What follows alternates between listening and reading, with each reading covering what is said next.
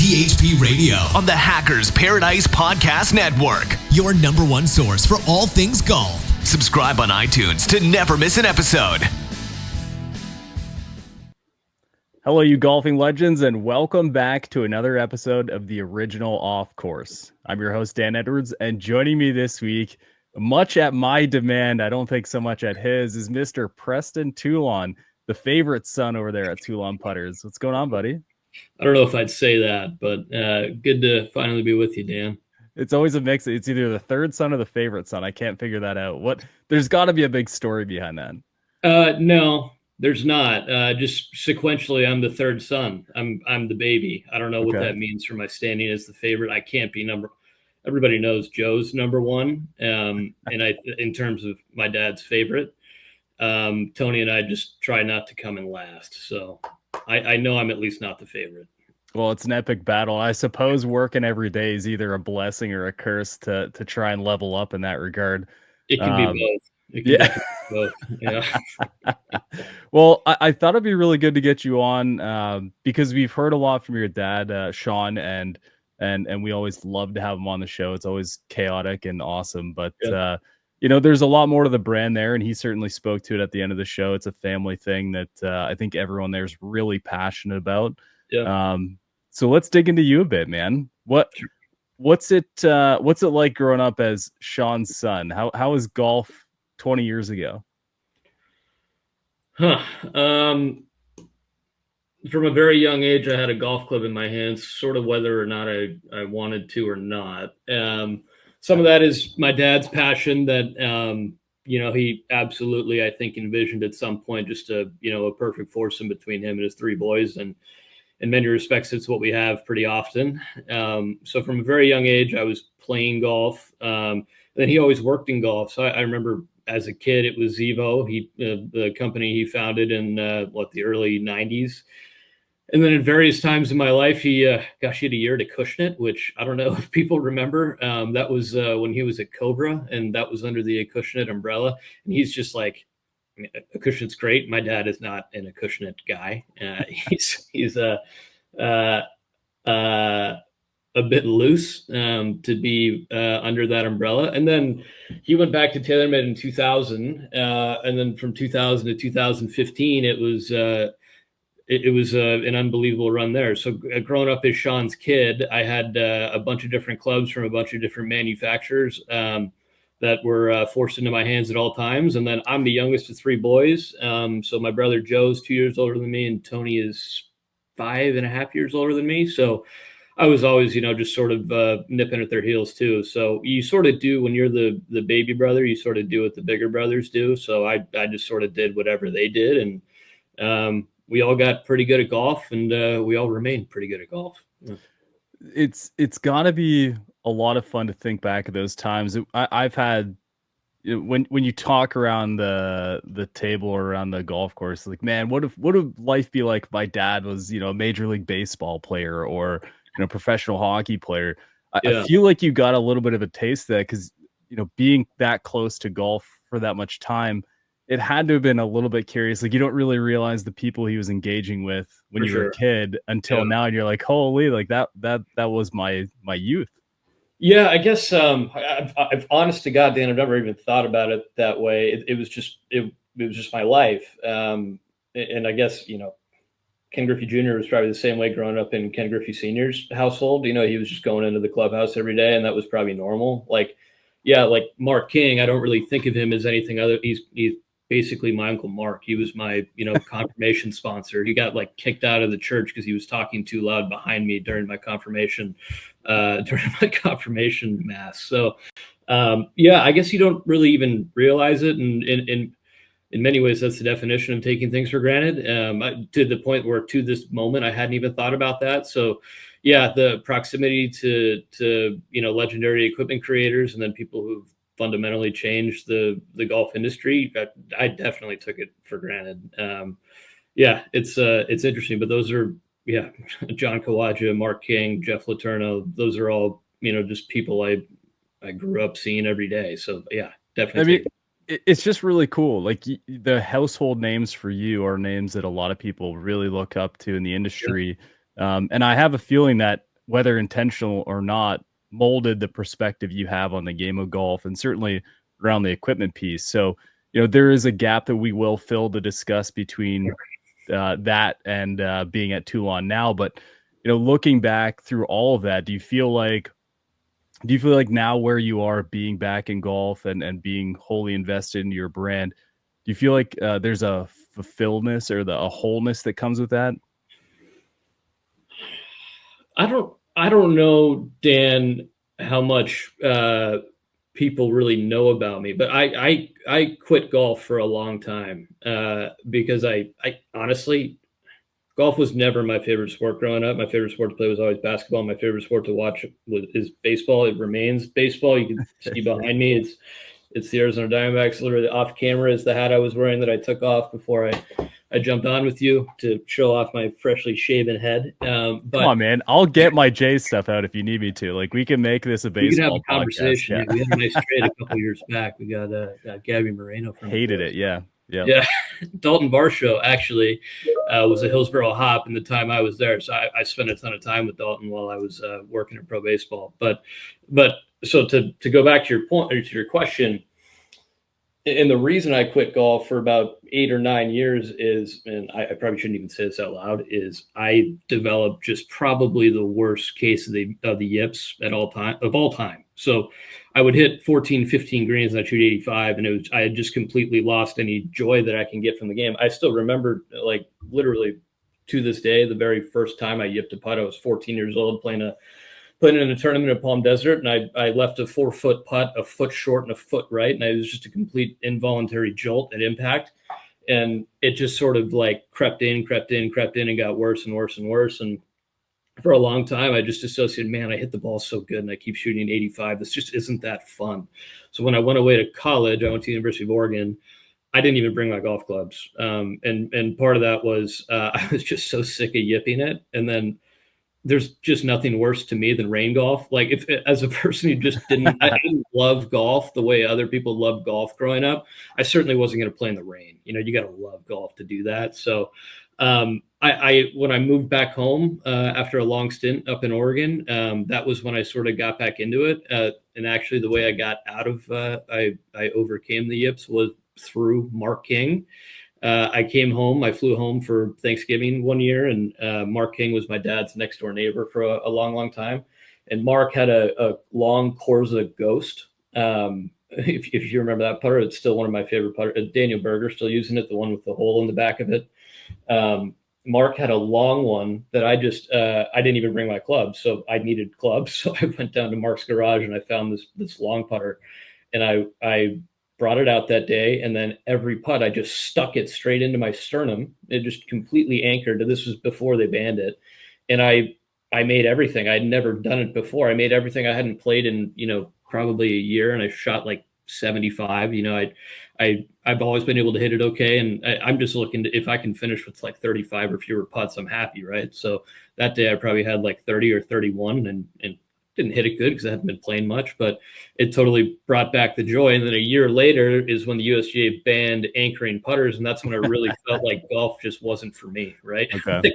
The one thing that I found finally, able to help salvage a semblance of a golf career was gone. But then, you mess around with grips, you go claw, you go left hand low and all that. And honestly, I've been pretty darn good for a very long time now. So I'm able to putt again and enjoy it. So I don't even remember what your question was, but I know I didn't answer it. So. No, that's perfect. I mean, the goal here is to get some depth, and we certainly get that.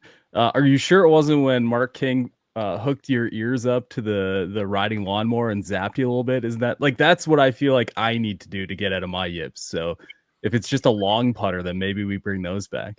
Well, the thing is, the long putter never would have worked if I wasn't able to anchor it, Oh, okay. So, and then the weirdest thing was, it'd probably been 8 years since playing competitive golf when I came back home, and then I signed up to play in the club championship at Shadow Ridge right down the road here. And I remember I was just like, I'd been playing good going into it, and I was so excited because I hadn't played any competitive golf, just excited to see what you could do, right? And I have like a 80-yard wedge shot into the first hole, and I hit it to 8 feet, but I hit it to 8 feet above the hole. And it's my first competitive putt. like in nearly a decade. And I'm shaking to pull the putter back.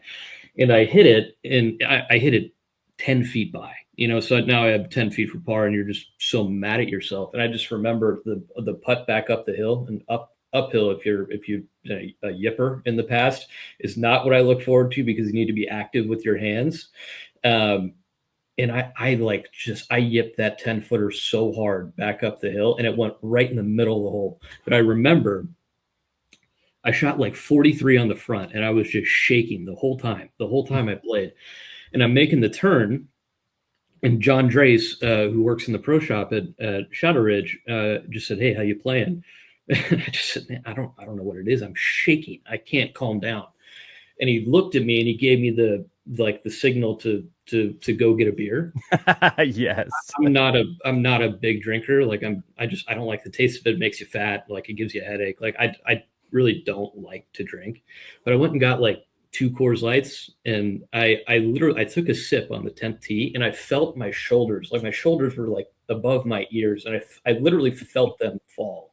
And on the back, I shot 38, but I had a triple. I hit it was actually really unlucky. Like I hit a big boulder left of the fairway on 11, and I lost the ball. So I made 7 on 11, but I shot 38.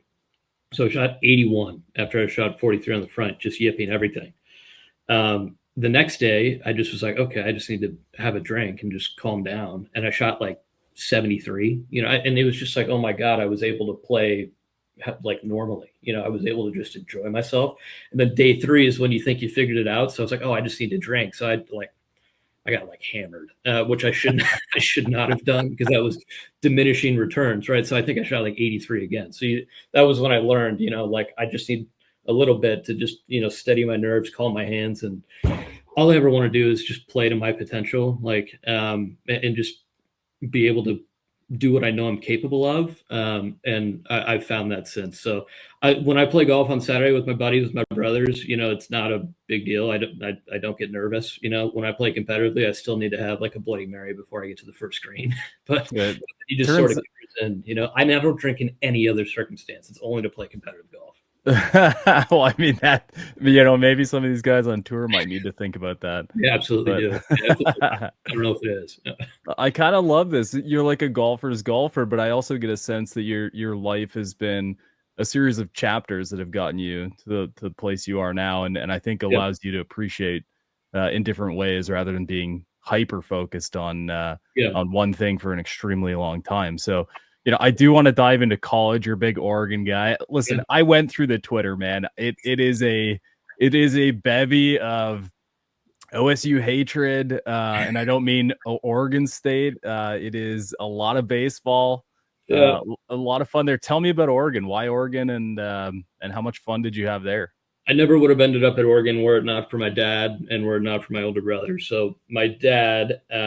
Let me start with my older brother. So as I mentioned, I'm the baby. So I have my 2 older brothers, and they both went away to school.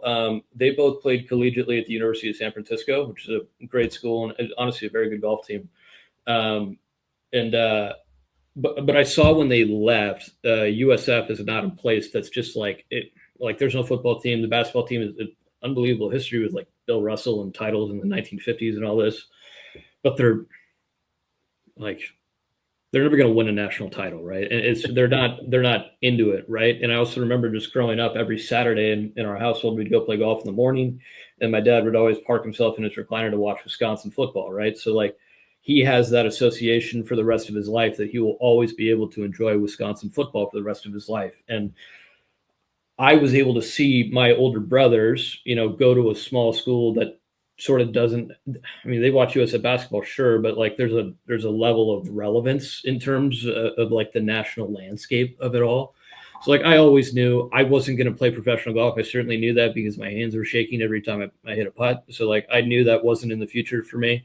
So I started looking at like, in those days, I can't remember if it was the Pac-10 or Pac-12, but I knew I just wanted like a school that was into athletics, because I love sports. Like all I'm thinking about all day is like the D-backs play the Mets at 4:00. We're starting an East Coast trip. We're playing the Mets and Phillies, and we come home and play the Dodgers. So like, what a 10-game stretch, right? It's gonna be brutal. So like I knew I wanted a long-term association with a team. I also knew I wanted to go a little bit further from home. Like I wanted to go far away from home where I couldn't just like easily come home for a weekend. Like my brother's San Francisco is like 7-8 hour drive north of North County, San Diego. So if they wanted to, they could. They'd have to really want to come back. But I sort of wanted to leave the nest. And then Oregon, I'm not here to tell you like I'm a Rhodes Scholar. It's not a really hard school to get into. The educational component is improving, I suppose, but I wanted to go to a place that was obsessed with athletics, a bigger school environment that was a little bit further from home, and Oregon checked every box. And yeah, I'm convinced to this day it's the best decision I ever made. And now you're insufferable on Saturdays, right? It's beyond that, yeah. Yeah, it's pretty tough. Yeah, I've got literally a picture of Marcus Mariota, like a portrait, over my door, so he just watches over me the whole day as I work. Yeah. Okay. Well, I mean, I gotta say it because being in Ohio here, we watched the same game a couple months ago. Yeah, I'm not a big OSU guy. I'm trying. I've heard it's good to be a fan of the state you live in, but that must have been a tough one, eh? I'll say this, Dan. The silver lining of that, I made the mistake of driving up to Pasadena and attending that game in person with about 20 of my college buddies. The silver lining of it all is I beat the traffic leaving because I think I left at the end of the third quarter. So that was brutal. One of our best customers is a Buckeye, and he and I we go back and forth constantly. And I just remind him, hey, in the year of 2025, we're actually 1-1 against you guys because we beat them in the regular season. So, yeah, that was the big rematch, the big redemption game. I'm hanging on to that. I know, yeah, but it hurt. It also felt like the national title game. Let's be honest here. Everything else is pretty pedestrian from there. Yeah. So Oregon was fun. You loved it, and then you ended up doing marketing for a baseball team for quite a few years. What was that like? Yeah. So literally my entire life. I was born in '92. I'm a diehard Diamondback fan. I can't say I've been a Diamondback fan my whole life because their inaugural season was '98. So I was 6 years old when they started, right? So in 1998, I was on their team in Little League, and I just started following the big club. And as you follow the big club, in 1999, they won like 100 games. In 2000, they were great. In 2001, that's when they won the World Series against the Yankees. Mariano Rivera, Luis Gonzalez bloop single into center field to walk it off. And I remember I was 9 years old and I was like in the fetal position on the couch, as Mariano came in. He was coming in for a 6-out save, and in the 8th, he went 1, 2, 3. And then in the 9th, it's like, this is so dead. It's just so dead. But anyway, I became a massive, massive, massive Diamondback fan. And when I was in college, I just started like somehow making some connections with the Diamondbacks, like people in the facility. And my spring break senior year, I somehow landed an interview with them. So I flew down to Phoenix and I interviewed with the Diamondbacks for a role, and it went well. And they were like, hey, we're going to refer you to, we have a minor league baseball team. One of our minor league affiliates is just outside Eugene, not just outside, but 2 hours north of Eugene in Hillsboro. We're going to connect you with them. So they connected me with the general manager of the Hillsboro Hops, a guy named Cale Wambacher.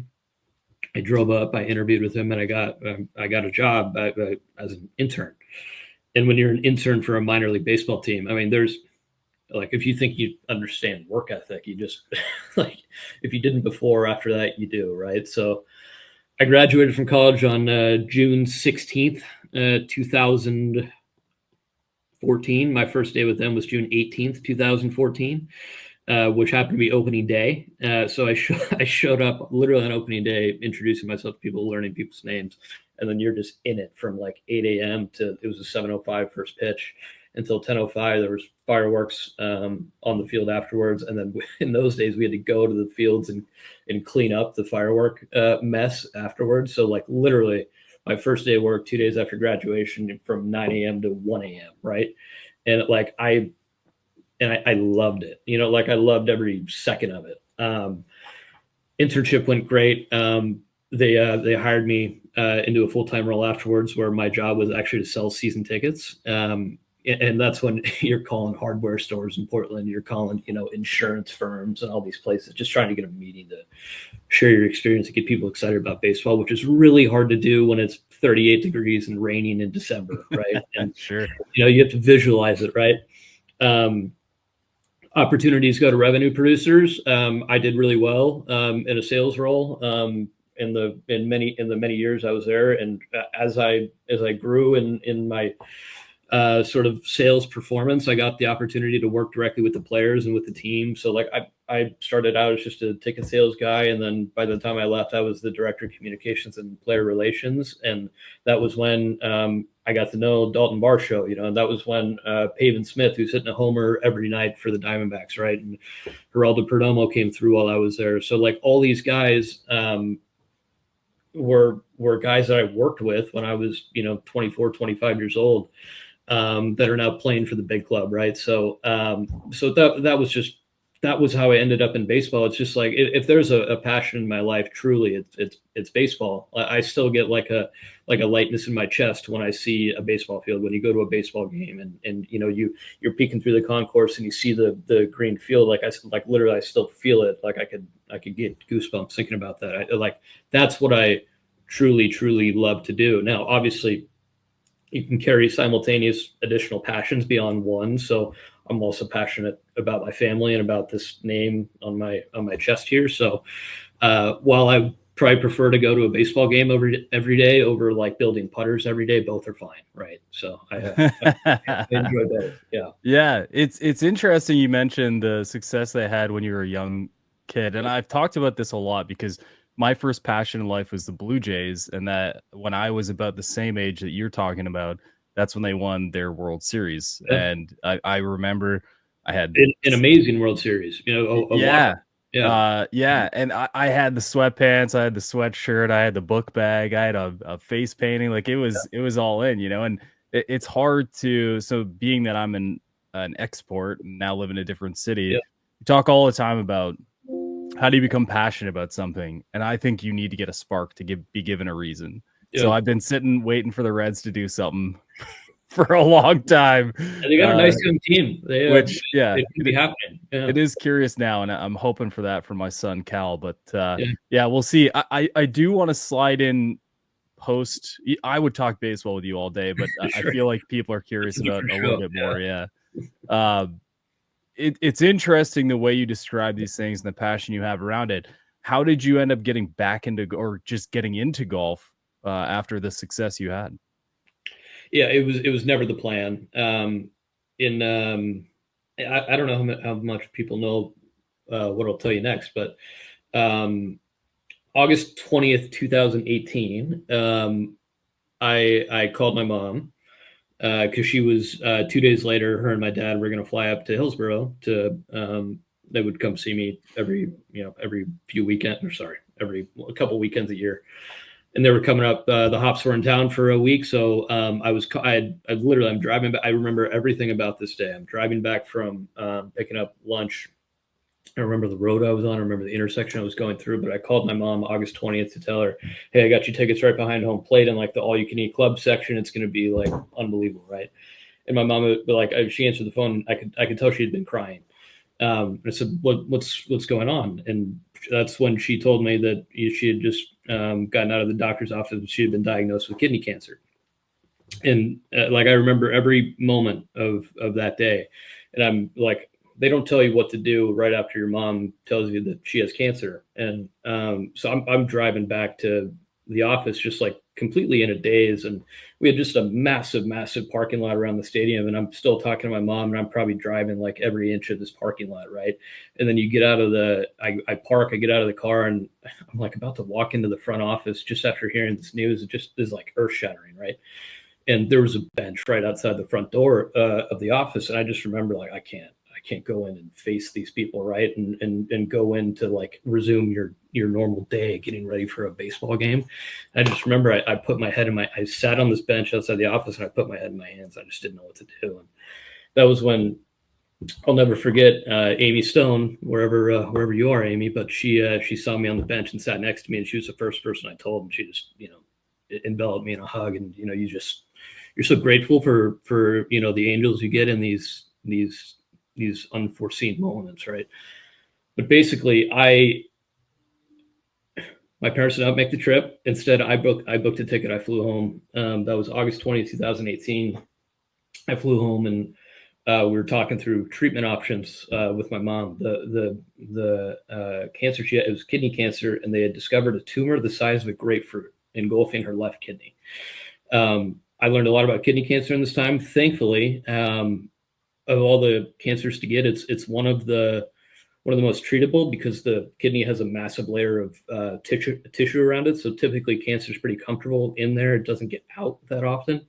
Thankfully, hers hadn't left. So we scheduled a surgery for her on August 28th. So when I had flown down to see her after the diagnosis, I flew back to work the 8-game homestand because minor league baseball, that's what you do.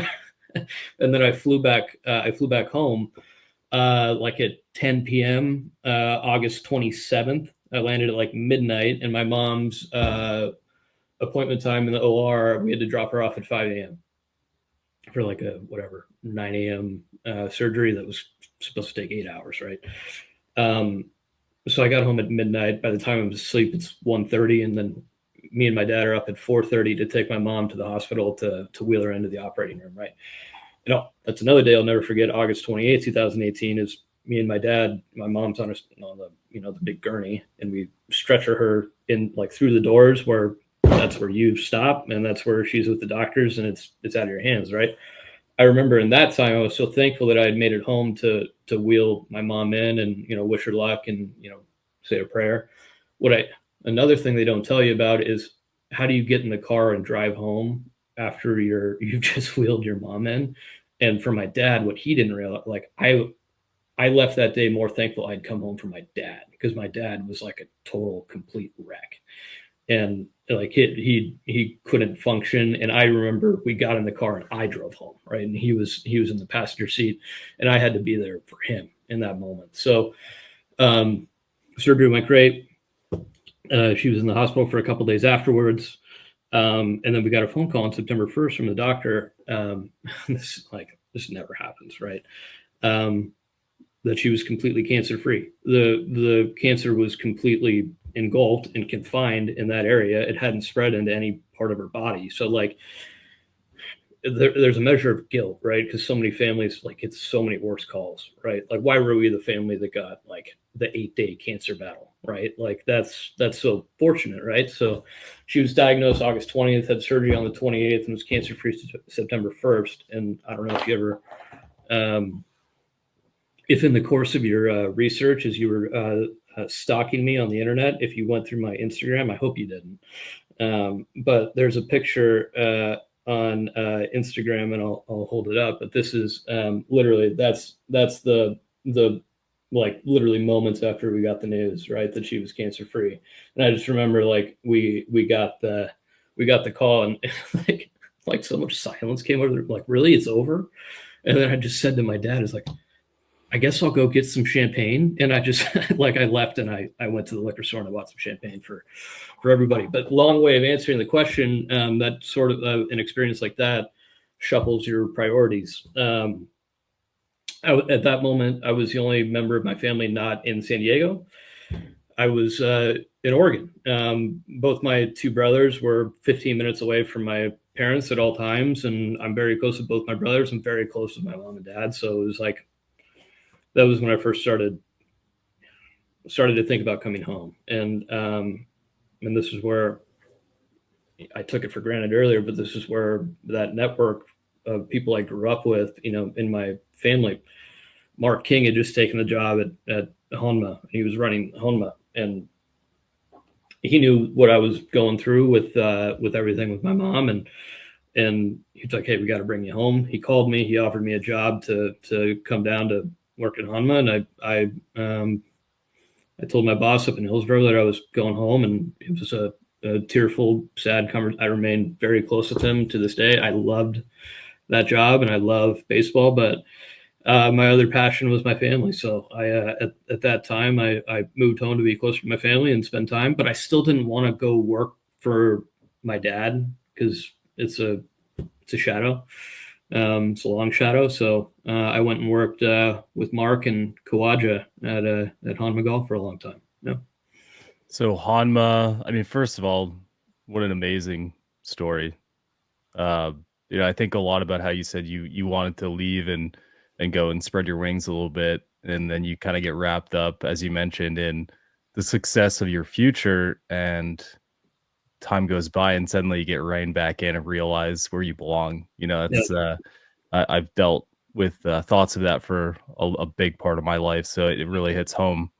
Um, but it also comes back to this conversation about golf and the sort of family that it becomes in other ways too, not just direct family, but the people you connect with. And I get that a lot. I think of your dad in a very special way, considering our friendship extends, I think, almost 10 years now. And Yeah. it's like, it's just a cool thing that Yeah. people genuinely care in that industry about the success of everyone, not just the success of themselves, which is pretty freaking rare now in this world. Yeah. It's I think that's what our company sort of does best. And sorry, we're a small business, so we get phone calls. It's all right, man. But I think that's what our company does best. I think everyone wants to feel like they matter. And like our goal is to like we're going to show you that you matter. Like you do matter. Like when people like I don't have a lot of money. Like so I look at what our putters cost, right? And I'm like that's it's a big purchase for somebody, right? And like I want to be there to like usher people and shepherd people through any part of the process, any question that they have, so that they feel at ease about this investment that they're making in a piece of equipment, right? So like I think it's so rare in probably service these days to be shown how much you matter on a daily basis. But that is so sincere and real from our family to the people we work with, and then people like you, Dan, who are also in our network, right? In our immediate golf family, right? Like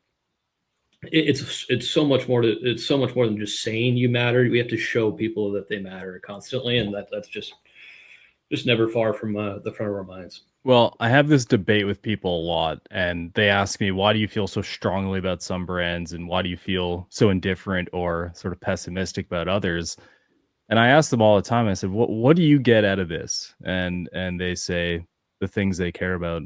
And typically my response is, well, I'm looking for something a bit more. I know most products can hit the ball relatively straight. I know most companies can create a putter that hits the ball relatively well.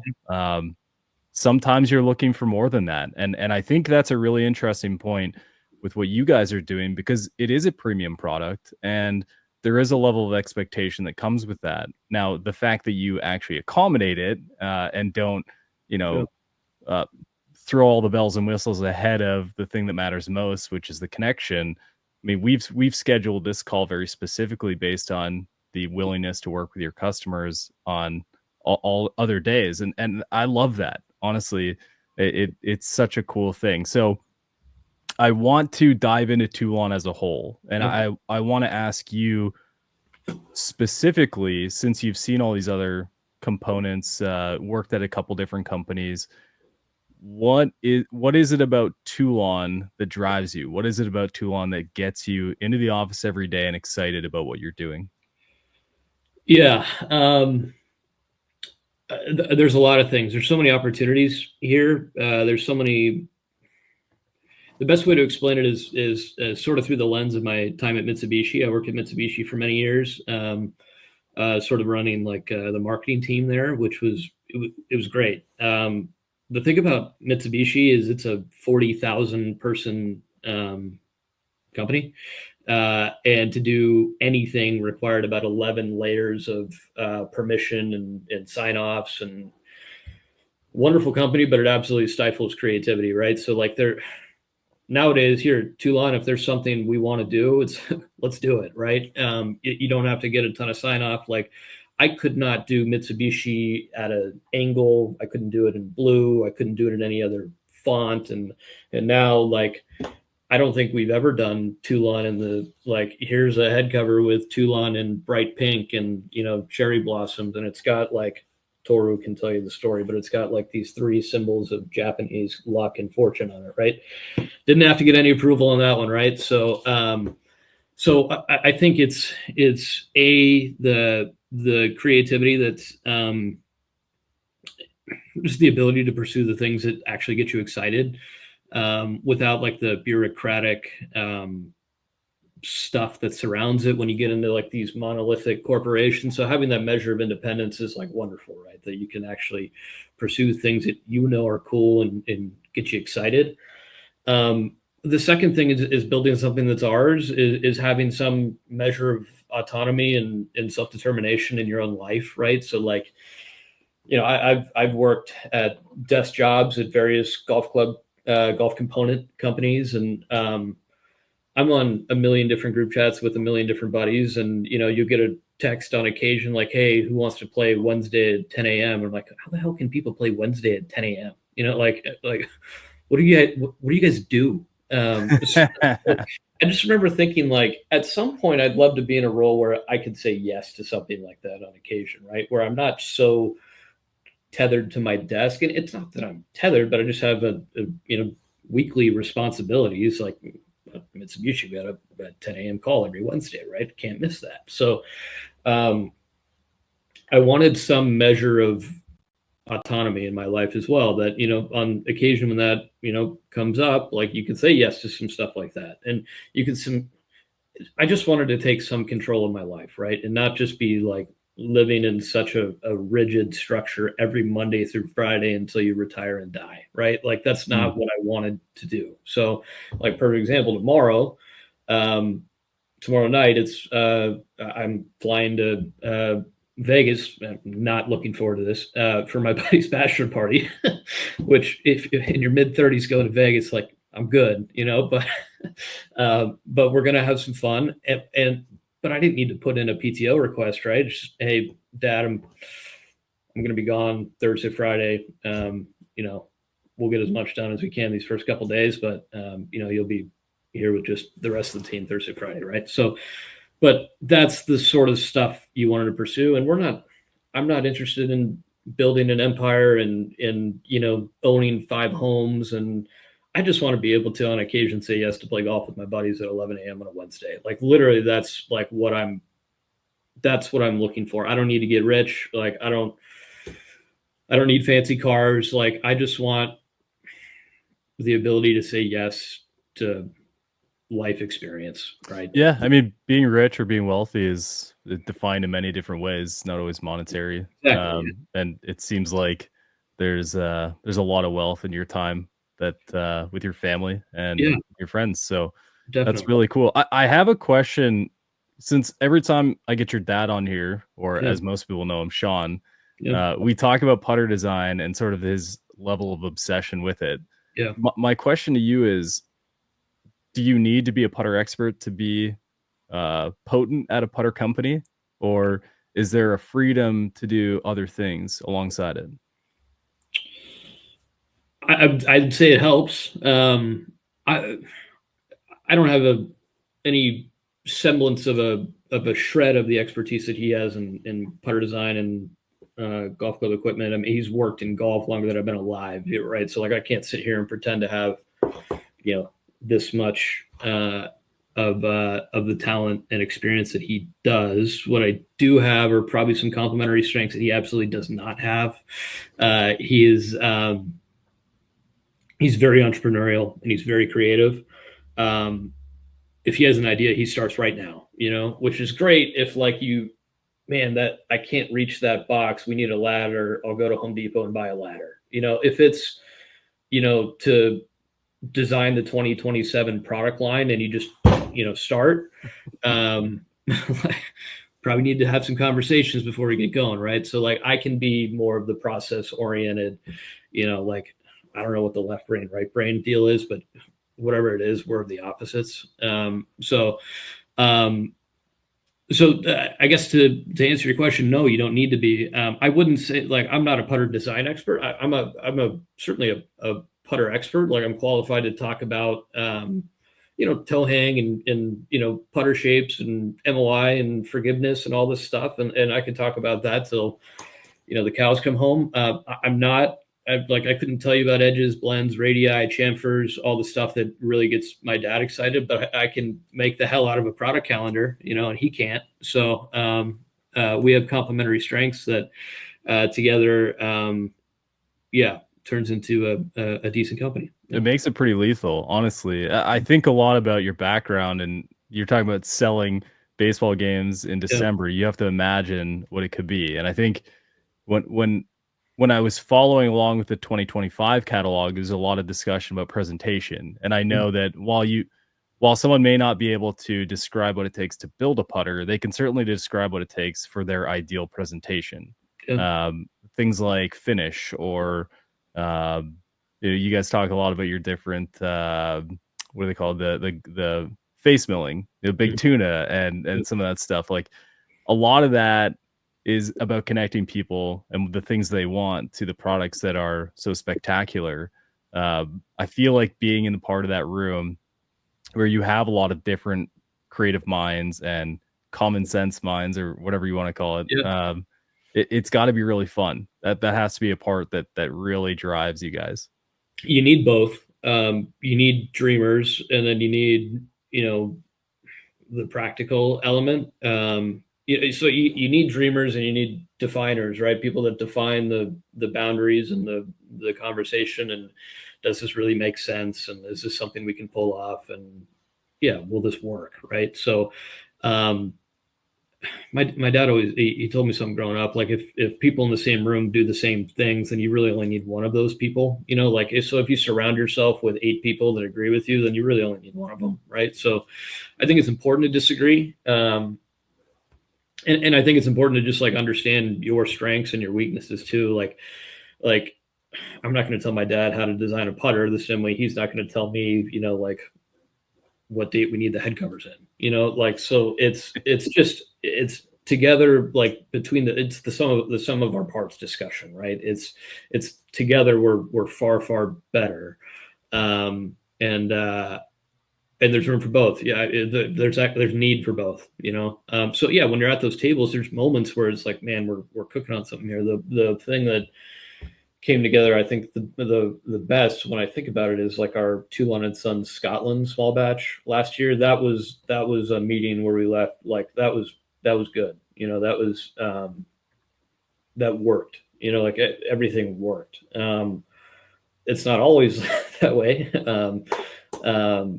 but it's really fun when it works. Yeah. Well, to your point, if you agree enough to where there's no disagreements, there's not a lot of point in having the discussion. It just is what it is. There needs to be a measure of friction at all times. Yeah, absolutely. Yeah. Who do you think out of all you guys has the most inclination to be the friction? Depends on the day. You spend a lot of time with family, right? Like if you've been around a Thanksgiving table on occasion, you're going to want to strangle somebody, right? So our family's no different. I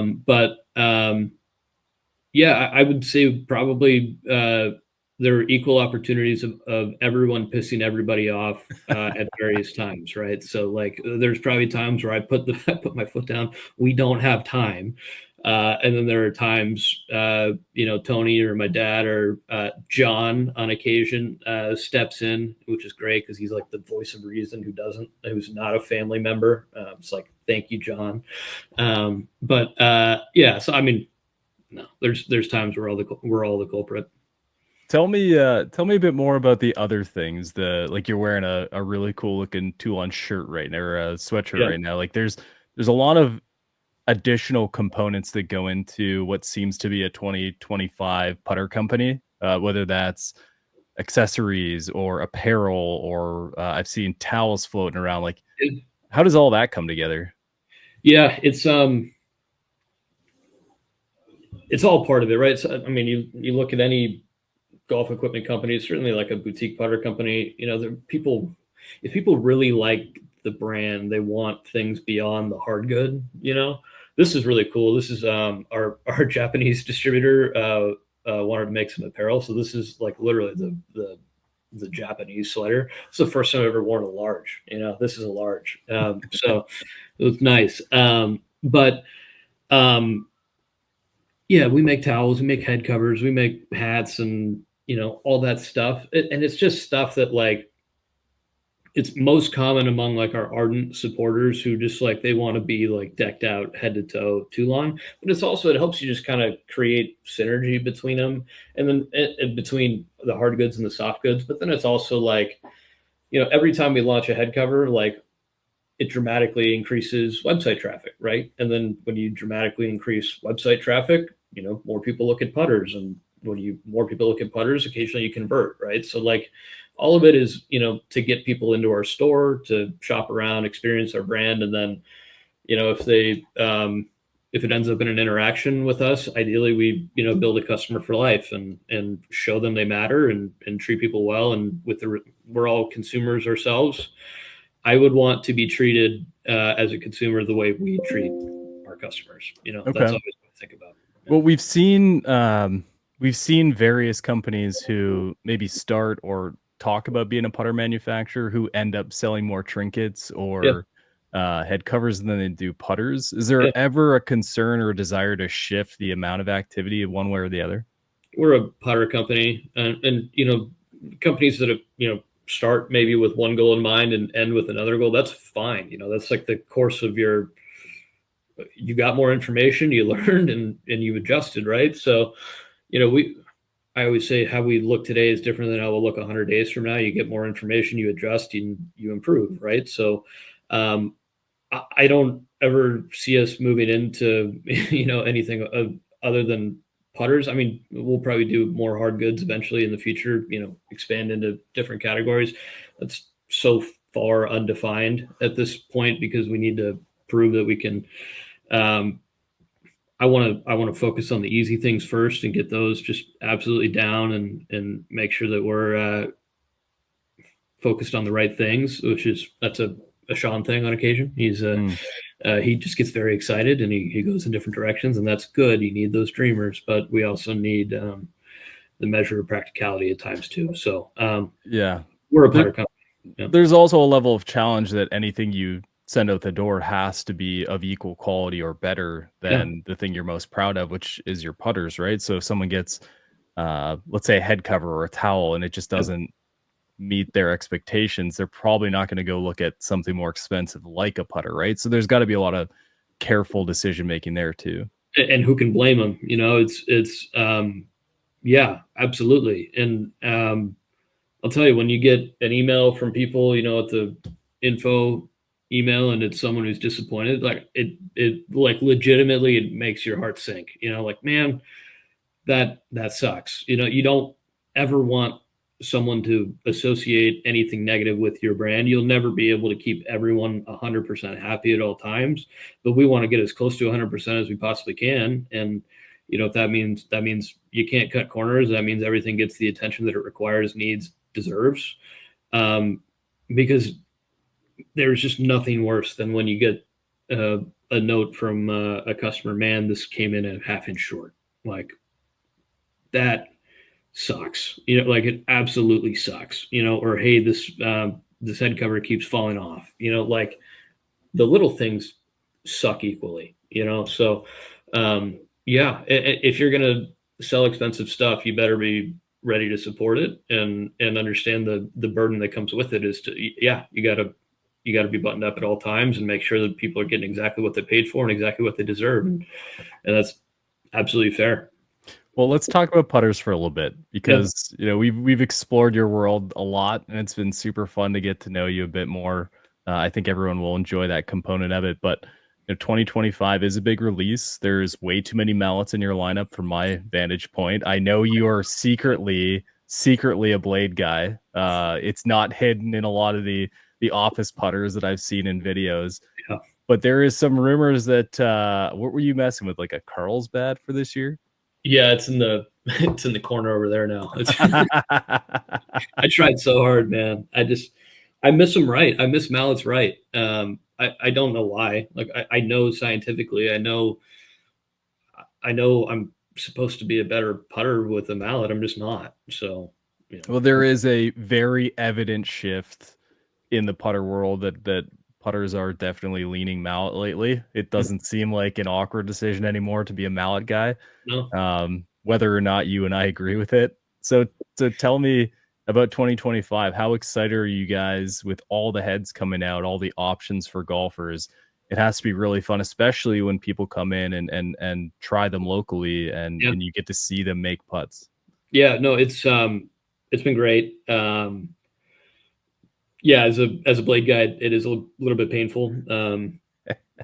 You see all the mallets, especially when people do come in locally, because we've got our fitting center open now. So we got Quintic and Sam and a Perfection platform articulating putting green, which is really cool. Swing catalyst cameras. It's like more than anyone could possibly need. But it's funny when people show up and they see the 20 putters on the wall, and it's like, man, that is overwhelming, right? To see the amount of options at your disposal. But it's been great. It's we weren't sure breaking back independent what it was going to be, right?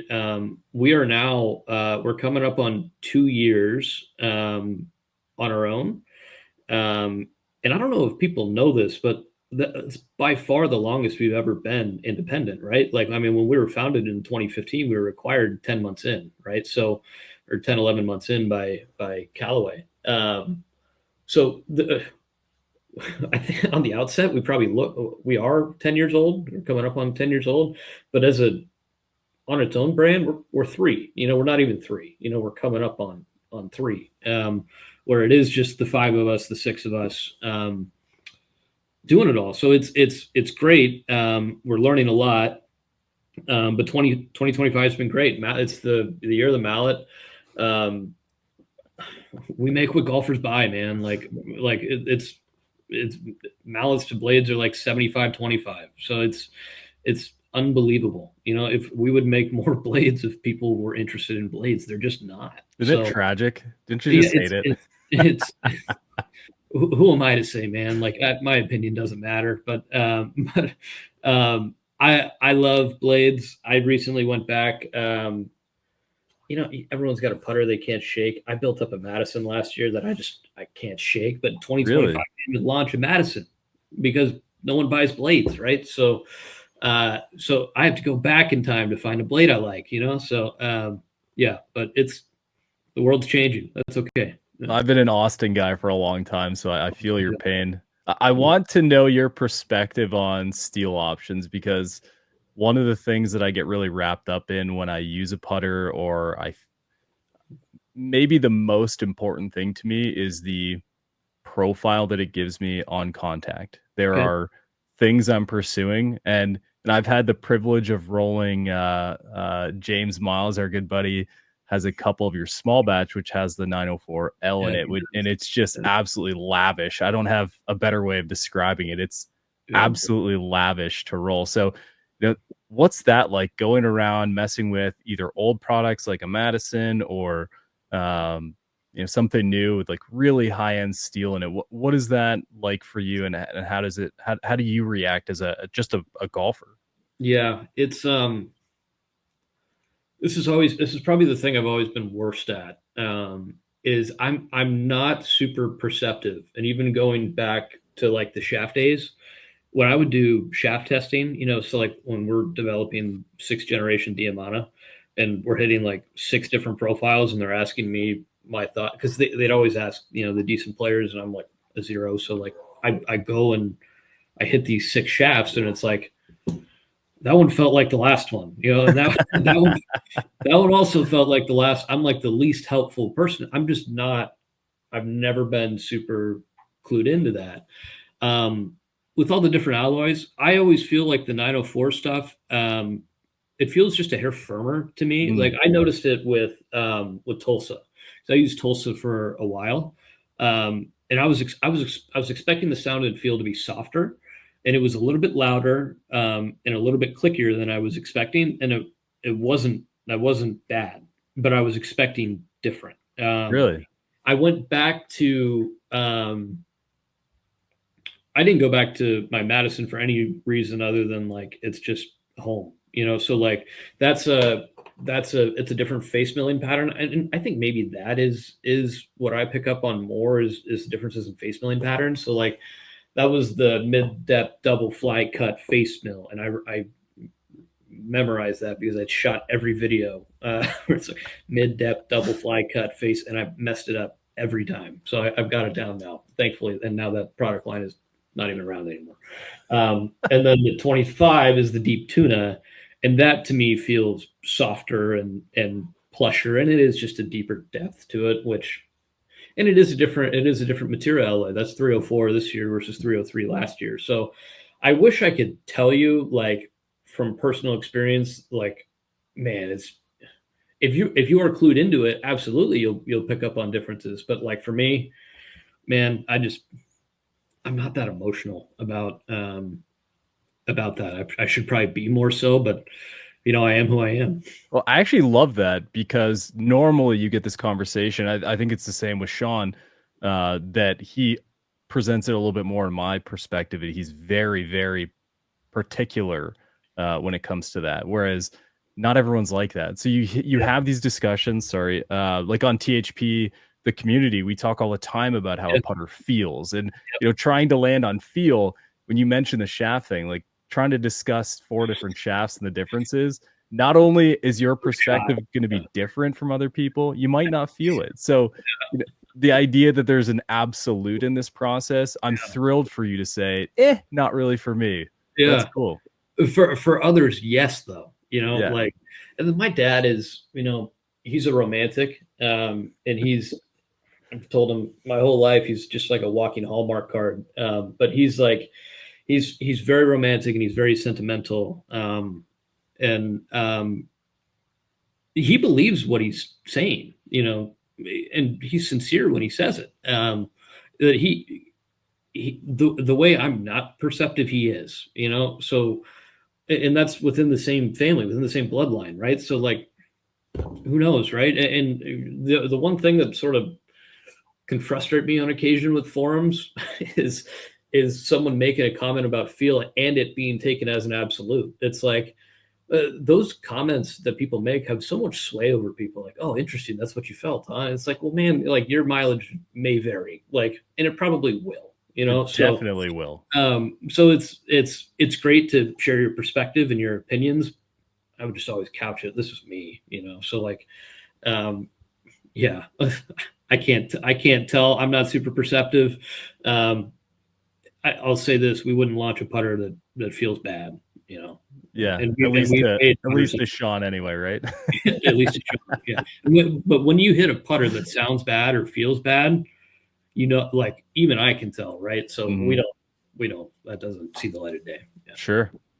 Well, tell me, my friend, if there was one thing that people could focus on when they looked at your brand or your company, or even you, and they're reaching out, what would it be? I would just say it's like a legitimate sincerity to help, and it's and I view it through the prism of I'm a consumer myself, and how would I want to be treated if I could, if I could choose how I was treated. I say it to people all the time. Every day, I'm thankful for how low a bar other companies set and how they interact with their customers. Right.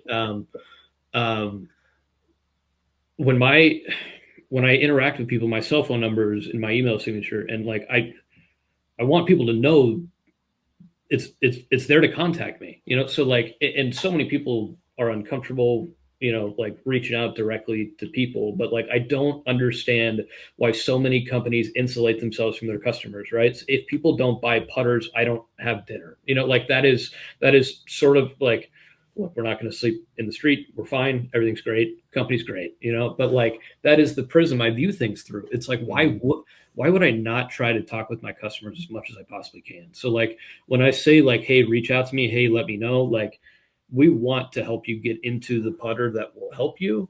And then we also, like, we are not like hey, once the order comes through, it's over with. Like, keep us posted, let's keep in communication. If it needs any tweaks, where we work. If you want to send it in for any adjustments, you want to cut it down, you want to regrip it, you want to change loft and lie, whatever, send it in. Like, we are full service, right? Like, we are a pit crew. I want people to feel like when they buy a putter from us, they're they're a part of our team, and like there is like I told you, I don't want to just tell people we care, because that doesn't mean anything if you don't back it up with any bit of action, right? Like, so we're desperate to show we care at all times. And you could ask anybody, you're gonna, if you work with us, we're gonna make sure you leave with something you love, that you feel confident in, that will work for you. So that's real. That's awesome. It's everything that I've ever experienced from you guys. I absolutely believe that that's what people will receive.